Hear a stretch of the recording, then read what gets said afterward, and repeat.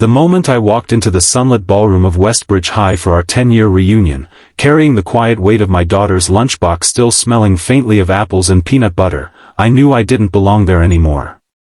The laughter sounded sharper, the smiles felt rehearsed, and before I could even reach the registration table, my ex-wife's eyes found me like a blade, ready to twist. I had come hoping for closure, maybe even forgiveness for myself, but what I found instead was humiliation so public it burned my skin. And just when I thought this day would break me completely, a presence entered the room that changed everything I believed about endings, pride, and second chances.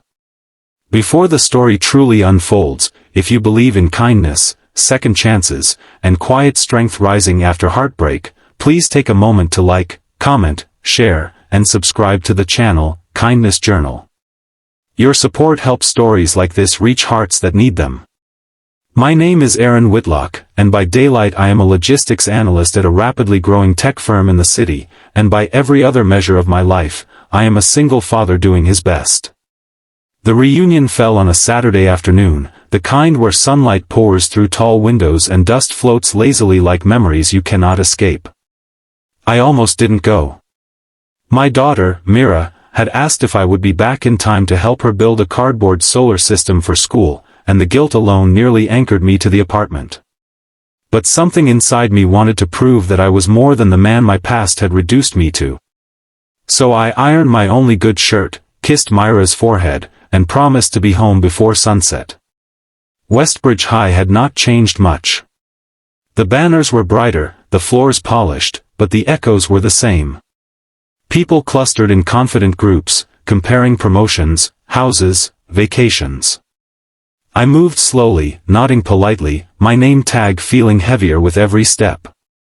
It was then that I saw Cassandra Hale, my ex-wife, standing near the refreshment table in a pale blue dress that caught the light perfectly. She had always known how to command attention.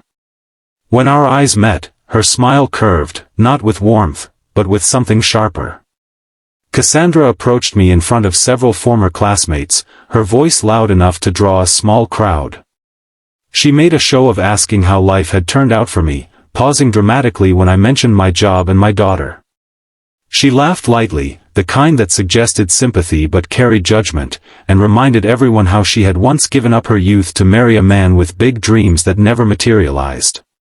She spoke of her new life, her travels, her freedom, and then, with a tilt of her head, she mentioned that I still rented a modest apartment and took the bus to work. The words landed like stones. I could feel eyes on me, measuring, comparing, deciding my worth in that moment. I wanted to disappear. I wanted to tell her about the nights I stayed up learning new systems after Mira fell asleep, about the mornings I packed lunches and checked homework, about the quiet pride of showing up every day even when no one clapped.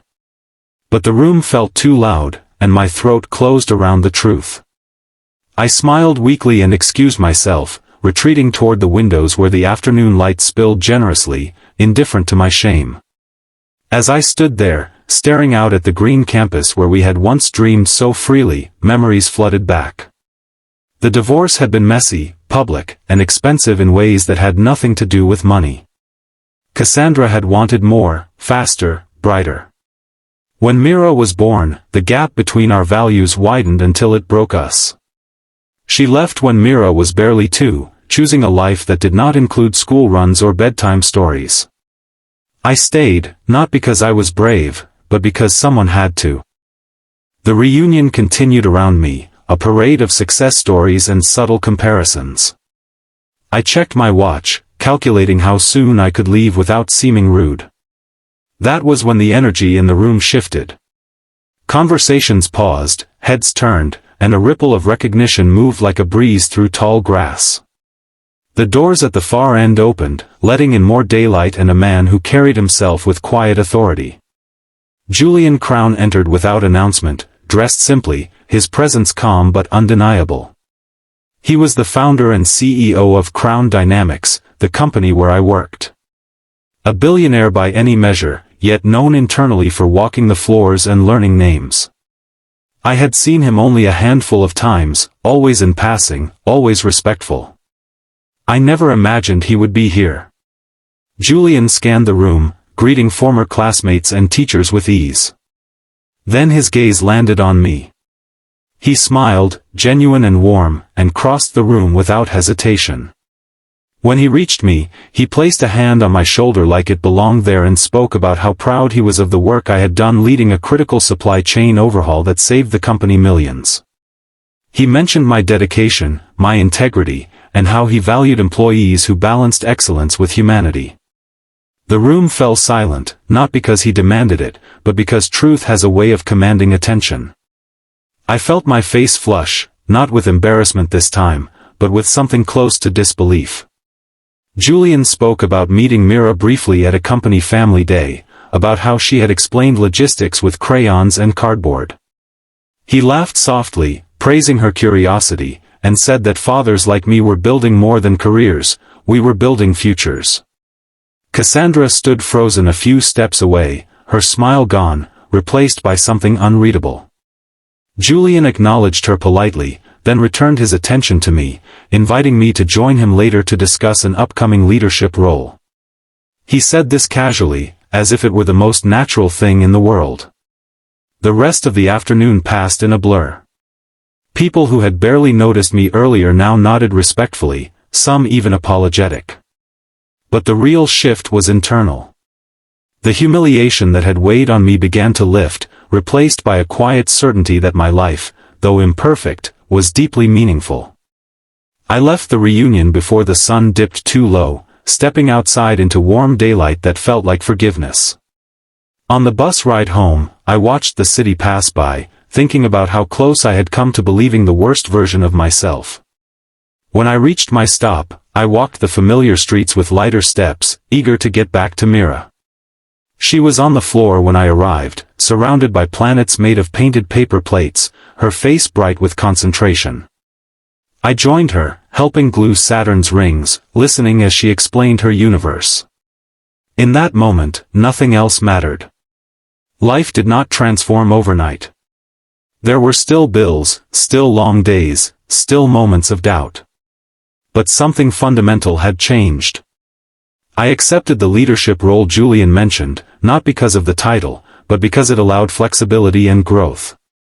I continued to show up for Mira, for my team, for myself. Weeks later, I ran into Cassandra at a cafe during lunch hour.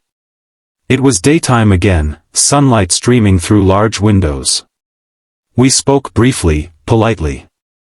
There was no apology, no grand revelation. Just two people acknowledging different paths. I wished her well and meant it. Success, I learned, is not about proving others wrong in public halls. It is about living so fully and honestly that the echoes of doubt fade on their own. It is about choosing kindness when bitterness would be easier, about staying when leaving seems tempting, about trusting that quiet effort accumulates into something extraordinary. If this story touched your heart, if it reminded you that dignity often grows in silence and love is measured in presence, please take a moment now to like, share, and engage with this video. Your interaction helps spread stories that heal and inspire. And before the ending, I have a special request for you. Please comment below and share what part of this story resonated with you the most, or a moment when kindness changed your life.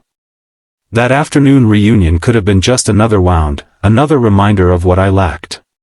Instead, it became a turning point, not because a billionaire noticed me, but because I finally saw myself clearly. A father. A worker. A man still standing in the daylight, building a future one honest day at a time.